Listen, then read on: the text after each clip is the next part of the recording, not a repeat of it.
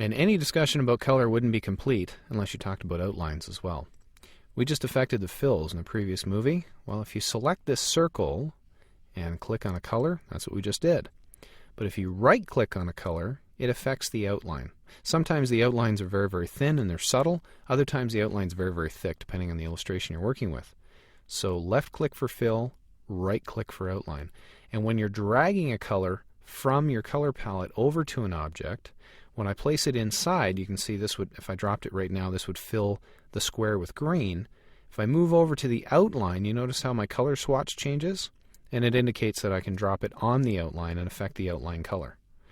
So when you're working with your outlines, you can affect their color this way. As well, I should point out the two areas where you can adjust the thickness. From the outline dialog here, this flyout menu allows you to go from no outline at all. We just click that. You see it removes the outline entirely from that circle. Or you can have a hairline outline. That's by default, very, very faint.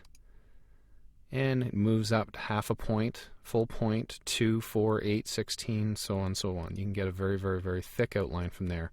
And that dialog is mirrored up here in the property bar to make it quick for you to access. And in this dialog in the property bar, you can type in a custom number. So if you want a 15, for example, you can put that in and press Enter, and your outline will adjust accordingly.